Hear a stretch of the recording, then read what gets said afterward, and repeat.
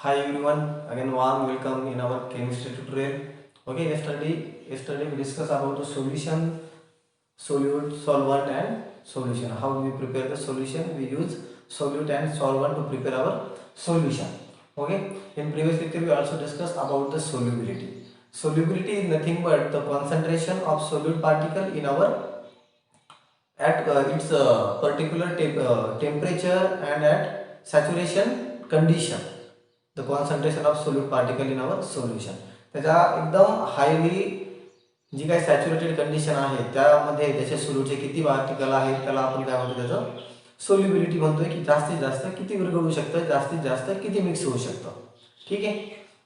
Now we have to see just a one problem on this solubility, how this solubility if changes, and we also discuss about the KH, H for Henry's constant, KH for Henry's constant. We have to discuss about this Henry's constant and how to calculate this Henry's constant. Henry's constant is depend upon a pressure. This rule is totally depend upon a pressure. प्रेशरचा जो rule आहे तो Henry's constant वरती rule apply होतोय. ठीक आहे. त्यासाठी आपण formula पण बघितला होता, S K P, S is equal to KH P.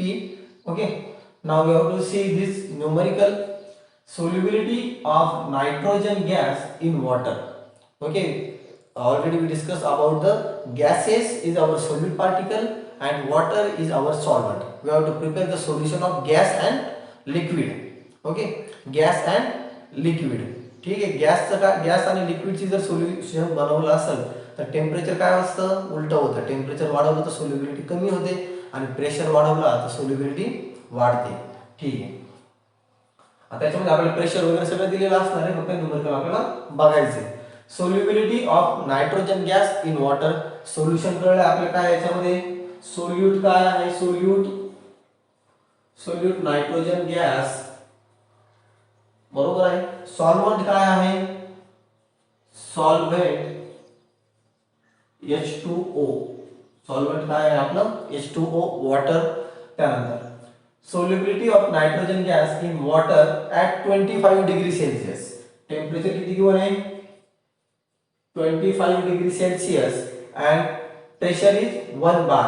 Pressure किती आहे, प्रेशर 1 बार. आता ह्या कंडिशनला त्याची सोल्युबिलिटी किती आहे, सोल्युबिलिटी किती आहे गिवन आहे ते पण. किती सोल्युबिलिटी त्याची, 6.85 into 10 to the power minus 4 mole per liter. Solubility is nothing but the concentration. Concentration काय आहे म्हणजे लिटर, एका लिटर मध्ये एवढे मोल आहेत त्याचे. ठीक आहे, मोल पर लिटर. आता हा आपला गिवन डाटा आहे. याच्यावरून आपल्याला दोन कंडिशन फाइंड आउट करायचे आहे, दोन व्हॅल्यू फाइंड आउट करायचे आहे. Our first is calculate Henry's constant. We have to calculate here Henry's constant means what, KH. We have to calculate here KH, capital small दोन्ही लक्षात आला असेल. H म्हणजे हेनरीज साठी आहे, तो KH. we have to calculate here KH, Henrys constant. but for that we should know about the rule of pressure. Pressure साठी काय रूल होता आपला, हेनरीज कॉन्स्टंट कुठे आला होता, solubility is directly proportional to the pressure. Solubility is directly proportional to the pressure. If we increase the pressure, then solubility gets increased in case of gas and liquid. बरोबर आहे. तो gas compress होऊन त्याच्यामध्ये बसून जाणार, तो condense होईल आणि आतमध्ये बसून जाईल. ठीक आहे. आता मग याच्यात काय करायचं आपल्याला, इथं काय होतं मग, S is equal to KHP. S stands for solubility, P stands for pressure, partial pressure of this gas exerted over the solution. त्या गॅसनी त्या सोल्युशन मध्ये किती प्रेशर एक्झर्ट करा तो प्रेशर. आणि KH काय असतो तर आपला हेनरीज कॉन्स्टंट असतो. ठीक आहे. मग आता काय येईल बघा, S आपल्याला फाइंड आउट काय करायचं आहे, KH करायचं आहे ना. पण फाइंड आउट काय करायचं आपल्याला, KH करायचा आहे. मग काय येईल, KH इक्वल टू, हा फॉर्म्युला काय होईल, चेंज होईल. कसा होईल, S upon S by P, S upon P. Formula change होईल म्हणजे आपण तो फक्त KH तिथं ठेवला आणि हा P इकडनं याला डिवाइड केला. S upon P. What is the value of S, सोल्युबिलिटीची व्हॅल्यू काय आहे जी आपल्याला गिवन आहे ह्या पर्टिक्युलर एका कंडिशनला. म्हणजे at particular temperature at particular pressure S ची एक व्हॅल्यू आहे. टेम्परेचर प्रेशर चेंज झाला, टेम्परेचर आणि प्रेशर चेंज झाला तर काय होणार आहे, आपल्या त्या सोल्युबिलिटीची व्हॅल्यू के एच ची व्हॅल्यू दोन्ही पण चेंज होत राहणार आहे. ठीक आहे. आता एस ची व्हॅल्यू काय आहे आपल्याकडे सोल्युबिलिटीची 6.85 into 10 to the power minus 4 upon what is value of pressure 1. Pressure ची व्हॅल्यू काय आहे 1च आहे. ठीक आहे. मग काय होईल बघा आपला आन्सर, मग आहे तेच आन्सर येणार आहे आपला.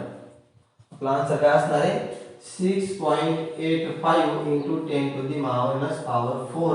हीच काय आहे आपली के एच ची व्हॅल्यू आहे. हीच काय आहे आपली के एच ची व्हॅल्यू म्हणजेच काय आपला राउल्ट्स कॉन्स्टंट आली व्हॅल्यू. आन्सर मिळाले.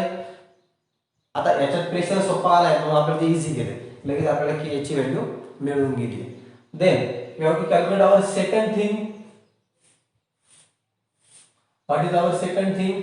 Our second important thing or our second question is that A is Henry's constant and B is molarity of nitrogen gas dissolved in water under atmospheric condition when partial pressure of nitrogen is in atmosphere is 0.75 bar. सगळ्या condition दिल्या आहे आणि pressure मात्र काय दिलाय 0.75 बार. Pressure change केलाय. आता आपला प्रेशर 1 बार आहे का नाही. आणि what we have to calculate, pressure change झाला means what happen, our solubility gets changed. We have to use this KH to calculate the solubility. Then what happen? What is our formula? S is equal to काय असते, S is equal to KHP. S is equal to KHP. हा KH हा constant आहे, विसरायचं नाही. हा constant आहे म्हणजे हा सगळीकडे तो सेम राहणार. ठीक आहे. KH हा युनिव्हर्सल, हे जे काही कॉन्स्टंट असतात ते कधी चेंज होत नाही, त्याचं नावच कॉन्स्टंट आहे. प्रोपोर्शनॅलिटी कॉन्स्टंट तो प्रत्येक फॉर्म्युलामध्ये तो त्याची व्हॅल्यू तीच टाकायची असते, ती चेंज होत नाहीये. तशी एस ची व्हॅल्यू आपली चेंज होईल, प्रेशरची व्हॅल्यू चेंज होईल. ठीक आहे. आता आपल्याला काय दिलं आहे, as we have to calculate and value of K H is, what is the value of K H 6.85 into 10 to the power minus 4 into what, into P means our partial pressure of gas which exert over the solution. त्या गॅसनी, nitrogen गॅसनी त्या वॉटरच्या मॉलिक्युलवर जो pressure exert केलाय तो pressure किती येतो 0.75 बार. 0.75 बार. ठीक आहे. आता या इथं आले ॲटमॉस्फेरिक कंडिशन. ॲटमॉस्फेरिक टेम्परेचर पण आपण काय करतो, normal temperature, room temperature 25 degree Celsius treat करतो आपण. त्याच्यामुळे टेम्परेचर मध्ये काही चेंज त्यांनी सांगितलंच नाहीये. There is only change in pressure. Only change in pressure means what, your pressure is 1 bar and your pressure is 0.75 bar. We have to just see these things. Okay, 6.85 into 10 to the power minus 4 into 0.75. ठीक आहे. Calculate करून बघा काय answer येते 1 2 3 4 5. ठीक आहे. नंतर तुम्ही रफली कॅल्क्युलेट करून घ्या. 5.138 into 10 to the power minus 4 मोल पर लिटर. मोल पर लिटर हे काय असणार आहे आपल्या या प्रॉब्लेमचा फायनल आन्सर असणार आहे. काय आहे आपली सोल्युबिलिटी. सोल्युबिलिटीचं युनिट घेत असताना मोल पर लिटर. ठीक आहे. आले लक्षात. मग मोल पर लिटर लक्षात आले. कसं आलंय, के ची value 6.85 into 10 to the power minus 4 into 0.75. त्यानंतर आता आपण हे कॅल्क्युलेट करून घ्यायचे तुम्हाला. आता तुम्ही तात्पुरतं कॅल्सी वरती केलं तरी काही प्रॉब्लेम नाही, नंतर आपल्याला लॉग टेबल असतोच. ठीक आहे. लक्षात आलंय का? काही प्रॉब्लेम असेल तर परत कॉल करून विचारा, काही अडचण नाही. ठीक आहे. आय होप प्रॉब्लेम सगळ्यांच्या लक्षात आला असेल. एकदम इझी प्रॉब्लेम आहे. ठीक आहे.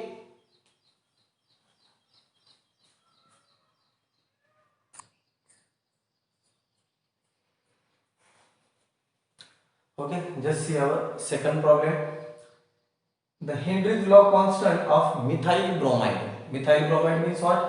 CH3Br. Methyl bromide is 0.159. Henry's constant KH for methyl bromide is 0.159 मोल पर लिटर पर बार के चे युनिट लक्षात आले का काय असतं के चे युनिट 0. मोल पर लिटर पर बार माशी घ्यायला की पर बार लिहायचं राहिलं होतं के च्या युनिट मध्ये तसं युनिटच लिहायचं राहिलं होतं आपल्याकडे युनिट कसं येईल मोल पर लिटर पर बार आता कसं युनिट बघायचं आहे का युनिट कसं काढायचं याचं काय असतो S is equal to KHP हा फॉर्म्युला सांगितलं लक्षात आलाय मग KH equal to S upon P and S is our solubility means what mole per liter upon pressure bar म्हणजेच काय मोल पर लिटर पर बार मोल पर लिटर पर बार आता युनिट लक्षात आला असेल KH चं कसं बनलंय ठीक आहे आता आपल्याला अजून गिवन काय आहे KH is 0.159 at 25 degree Celsius normal temperature आहे रूम टेम्परेचर आहे आपलं ठीक आहे what is the solubility of methyl bromide in water at 25 degree Celsius same temperature दिलंय and at pressure of 130 mm of Hg 130 mm of Hg ठीक आहे आता आपल्याला KH गिवन आहे from this KH what we have to calculate from this KH we have to calculate our pressure first okay pressure is also given what is the pressure is equal to 130 mm of Hg 130 mm of Hg आता आपण atmospheric pressure कसा बनवतो किंवा बार कसा बनवतो हे सांगितलं लक्षात आलं पाहिजे ज्यावेळेस आपल्याला pressure if they give us a pressure in this form mm of Hg then what we have to do we have to convert this mm of Hg into a bar how to convert this okay for this purpose what we have to do 130 mm of Hg upon 760 मग याचा जो pressure येणार आहे आपल्याला तो pressure कशामध्ये असतो त्याला काय म्हणतो आपण ॲटमॉस्फेरिक प्रेशर त्याला काय म्हणतो आपण ATM 1 ATM प्रेशर असं म्हणत असतो ठीक आहे आता आपल्याला हे कशामध्ये कन्वर्ट करायचं आहे हा बार मध्ये करायचा आहे म्हणून आपल्याला काय पाहिजे अजून एक प्रेशर पाहिजे की जो कशात असेल बार पर ATM असेल जो प्रेशर काय असेल बार पर ATM यालाच इनटू करायचं असतं आपल्याला काय 1/760 mm of Hg आता ह्या 1 काय आहे हा 1 ATM आहे हा 1 ATM आहे ठीक आहे आता हा ज्यावेळेस 1 ATM आहे त्यावेळेस याचं कन्वर्जन कशामध्ये होणार आहे आपला बार मध्ये होणार आहे आता ते कसं ठीक आहे आता याचा आन्सर कॅल्क्युलेट करायचं आपल्याला 130 डिवाइड बाय 760 आणि 1/760 mm of Hg तर त्यानंतर आपला आन्सर येतो यालाच आपण काय म्हणतो हे जे टोटल इथे दिसते तुम्हाला 1/760 mm of Hg याचा आन्सर येत असतं आपलं 1.013 बार हे काय असतं आपला आन्सर ऑलवेज बार पर ATM हे आन्सर ऑलवेज फिक्स असतं आपलं काय 1.013 बार पर ATM ठीक आहे हे कॅल्क्युलेट करत बसू नका आन्सर वेगळं येईल पण हे काय असतं की कन्व्हर्जन मध्ये आपलं काय हे फिक्स आहे ज्यावेळेस ATM आपण mm of Hg घेतो 1 आता 760 mm म्हणजेच 1 ATM 1 ATM त्याचं बार काय असतं 1.013 तसे हे काय 1.0125 आहे पण आपण राऊंड फिगर त्याला 3 करून घेतलंय ठीक आहे आता 130 डिवाइड बाय 60 याचा आन्सर काय आहे 130 डिवाइड बाय 760 तर त्याचा आन्सर येतंय 0.171 ATM काय आन्सर आहे त्याचं 0.171 ATM ठीक आहे आता ज्यावेळेस आपण याचा प्रॉडक्ट करणार आहे याचा ज्यावेळेस आन्सर येणार आहे त्यावेळेस आन्सर येतं 0.173 काय आन्सर येतंय 0.173 आता राहिला problem only the problem related only our unit ATM आणि याचं काय आहे into bar upon ATM gets cancelled and final unit is 0.173 bar final unit is 0.173 bar okay आले लक्षात ज्यावेळेस एम ऑफ एच जे असतं त्यावेळेस काय कन्वर्जन करायचं आपल्याला आहे ती व्हॅल्यू फक्त काय करायची आहे, त्या एम ऑफ एच ला 716 मल्टिपल करायचं आणि त्या व्हॅल्यूला 1.013 बारने मल्टिप्लिकेशन करायचं, आपल्याला प्रेशर बार मध्ये मिळून जाईल. ठीक आहे. आता हा प्रेशर झाल्यानंतर आपल्याला पुढचं काय कॅल्क्युलेट करायचं. त्याच्यानंतर नेक्स्ट पॉइंट काय आपला, आपल्याला what is the solubility of methyl bromide. आता आपण सोल्युबिलिटी साठी हे कॅल्क्युलेट केलं. सोल्युबिलिटी साठी फॉर्म्युला काय होता आपल्याकडे, KHP. KH ची व्हॅल्यू आपल्याला नोन होती. KH ची व्हॅल्यू 0.159 0.159 आणि P ची व्हॅल्यू आपल्याकडे अवेलेबल नव्हती, ती आता आपण कॅल्क्युलेट केली आहे. ठीक आहे. P ची पण व्हॅल्यू मिळाली आहे. सोल्युबिलिटी साठी काय फॉर्म्युला येईल आपल्याकडे, KH ची व्हॅल्यू 0.159 इंटू काय, प्रेशर 0.173 बार. आता याच्यावरून आपल्याला काय करायची आहे, सोल्युबिलिटीची व्हॅल्यू फाइंड आउट करायची. सोल्युबिलिटीची व्हॅल्यू फाइंड आउट करायची. ठीक आहे. आता आन्सर काय कॅल्क्युलेट करू घ्या. 2-3 सेकंद देतो मी तुम्हाला कॅल्क्युलेशन करण्यासाठी. 1 2 3 4 5. ठीक आहे. त्याचा आन्सर येतोय 0.271. आता युनिट मी मुद्दाम इथे लिहिणारच नाहीये, लिहून देऊ. ठीक आहे. मोल पर लिटर. आता हे तुमच्या लक्षात राहिले की याचं युनिट मोल पर लिटर आहे, हे पक्क झाले. आपण याच्यावरून पण त्याचं युनिट काढू शकतो. कसं, S = KHP. आता KH चे युनिट आपण काढलं बघा, सेम तसंच KH चे युनिट काय आहे, मोल पर लिटर पर बार. हे झालं KH चे युनिट इनटू प्रेशरचे युनिट काय असते, बार. आता हा बार काय आहे, हा +1 आहे ना, त्याच्यावरती काहीच नाही म्हणजे +1, हा -1 एकमेकाला कॅन्सल होतील आणि our final unit will be mole per litre. Final unit will be mole per litre. Okay. I hope second problem पण लक्षात आला असेल. प्रॉब्लेम, आता हे प्रॉब्लेम जे होते ना, हे शक्यतो पेपरला येणारे प्रॉब्लेम नाही, पण नक्की सोल्युबिलिटी काय आहे, हेनरीज लॉ काय आहे, हेनरीज लॉ कॉन्स्टंट काय आहे, ते समजण्यासाठी हे प्रॉब्लेम गरजेचे होते. म्हणजे एवढे सोपे प्रॉब्लेम पेपरला शक्यतो येणार नाही, पण ते लॉ काय आहे, त्या लॉचं बेसिक समजण्यासाठी हे प्रॉब्लेम एकदम जास्त गरजेचे होते, म्हणून आपण ते लॉ परत घेतले. म्हणजे ते प्रॉब्लेम त्यासाठी आपण जाणीवपूर्वक घेतले. ठीक आहे. सोल्युबिलिटी समजलंय, हेनरीज लॉ समजला असेल, हेनरीज कॉन्स्टंट समजला असेल, जो आपल्याला वारंवार लागणार आहे. ठीक आहे. त्यानंतर आपल्याला राऊल्स लॉ पण बघायचा आहे. राऊल्स लॉ जास्त गरजेचा आहे. राऊल्स लॉ मध्ये जास्त डिफिकल्ट आहे थोडासा लॉ, आपण त्याला नेक्स्ट लेक्चर मध्ये एकदम इझी करून सांगूया. त्यामुळे नेक्स्ट लेक्चर कोणी मिस करू नका. त्या लेक्चर मध्ये आपल्याला राऊल्स लॉ शिकायचा आहे, जो वारंवार सांगूनही मुलं परत परत विसरतात. ठीक आहे. राऊल्स लॉ म्हणजे काय आहे की तो पार्शियल प्रेशरच्या रिलेटेड आहे. कशाच्या रिलेटेड आहे, पार्शियल प्रेशरच्या. थोडीशी फक्त आयडिया घेऊन ठेवतो म्हणजे तुम्ही त्याच्यावर थोडा विचार करसाल. राऊल्स लॉ पार्शियल प्रेशर आहे, ज्याच्यामध्ये आपल्याला सोल्युशन बनवायचं आहे आणि सोल्युशन मध्ये दोन्हीही गोष्टी आपल्या लिक्विडच्याच फेज मध्ये आहे. म्हणजे आपला सोल्यूट पण लिक्विड आहे आणि सॉल्व्हंट पण लिक्विड आहे, बट दे आर व्होलेटाइल. व्होलेटाइल म्हणजे काय की जे उडून जाणार आहे. जसं आपलं पेट्रोल, डिझेल हे काय आहे, व्होलेटाइल आहे, जे जर ॲटमॉस्फिअरच्या जरी याला आले तरी ते लगेच उडून जातात. मग त्या कंडिशनला एक आहे, ज्या वेळेस आपल्या एखाद्या याचा प्रेशर आपण मेजर करतो. जर आपल्याकडे एकच गॅस असेल किंवा एकच लिक्विड असेल तर त्याचा आपण प्रेशर मेजर करतो. जर एक इंडिव्हिज्युअल असेल म्हणजे तो प्युअर फॉर्म मध्ये असेल, इंडिव्हिज्युअल असेल, तर त्याच्या प्रेशरला फक्त प्रेशर म्हटलं जातं.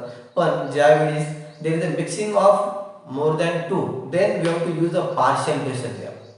ज्यावेळेस ह्या रूम मध्ये जर 2 गॅस आहेत ना, तर आपण त्या एका गॅसचा पर्टिक्युलर प्रेशर सांगू शकत नाही, तर त्या गॅसचा आपण फक्त पार्शियल प्रेशर सांगू शकतो. ठीक आहे. ज्यावेळेस मिक्सिंग होतं त्यावेळेस पार्शियल प्रेशरचा यूज होत असतो आणि तो पार्शियल प्रेशर त्याच्या मोल फ्रॅक्शन वरती डिपेंड असतो. कशावरती डिपेंड असतोय, मोल फ्रॅक्शन वरती.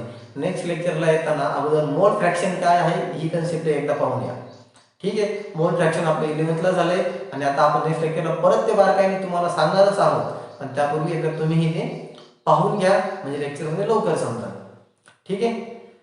कोणत्या 3 टर्म सांगितल्या, exact pressure of our pure substance, then partial pressure of our substance and mole fraction. Mole fraction एकदा सुरुवातीला पाहून घ्या म्हणजे आपल्याला पुढचे लेक्चर जास्त इझी होईल. ठीक आहे. आज थांबूया आपण इथं आणि नेक्स्ट लेक्चरला डाऊट्सला स्टार्ट करूया. ठीक, थँक्यू.